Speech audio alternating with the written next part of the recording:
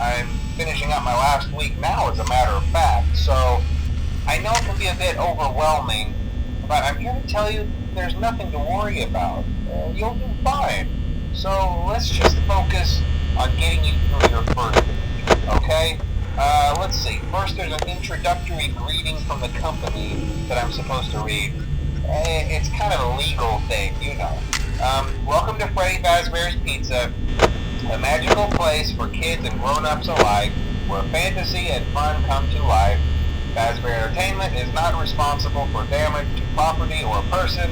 Upon discovering that damage or death has occurred, a missing person report will be filed within 90 days or as soon as property and premises have been thoroughly cleaned and bleached and the carpets have been replaced. Blah, blah, blah.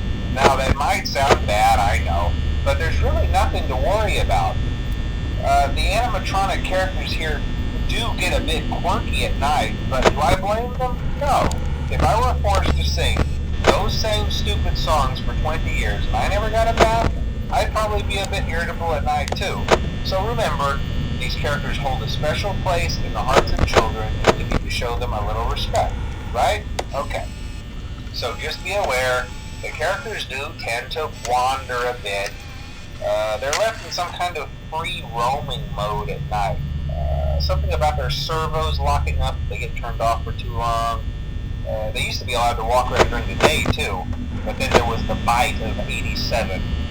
Yeah, it's amazing that the human body can live without the frontal lobe, you know? Now, concerning your safety, the only real risk to you as a night watchman here, if any, is the fact that these characters, if they happen to see you after hours, probably won't recognize you as a person. They'll most likely see you as a metal endoskeleton without its costume on. Now, since that's against the rules here at Freddy Fazbear's Pizza, they'll probably try to forcefully stuff you inside a Freddy Fazbear suit. Now, that wouldn't be so bad if the suits themselves weren't filled with crossbeams, wires, and animatronic devices, especially around the facial area.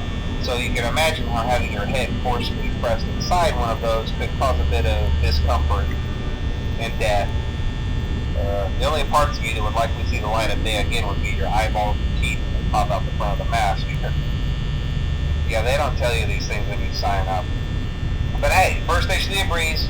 I'll chat with you tomorrow. Check those cameras and remember to close the doors only if absolutely necessary. Gotta conserve power.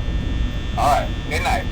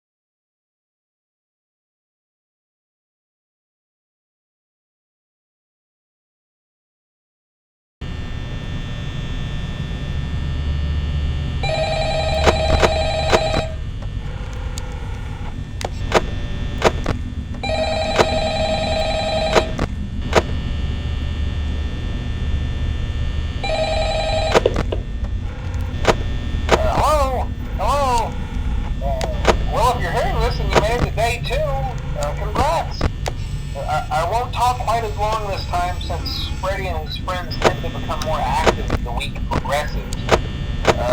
It might be a good idea to peek at those cameras while I talk, just to make sure everyone's in their proper place, you know. Interestingly enough, Freddy himself doesn't come off stage very often. I've heard he becomes a lot more active in the dark, though, so hey, I guess that's one more reason not to run out of power, right? I also want to emphasize the importance of using your door lights. There are blind spots in your camera views, and those blind spots happen to be right outside your doors. So if you can't find something or someone on your cameras, be sure to check the door lights. You might only have a few seconds to react. Not that you would be in any danger, of course. I'm not implying that. Also, check on the curtain in Pirate Cove from time to time. The character in there seems unique in that he becomes more active if the cameras remain off for long periods of time. I guess he doesn't like being watched. I don't know. Anyway, I'm sure you have everything under control. Talk to you soon.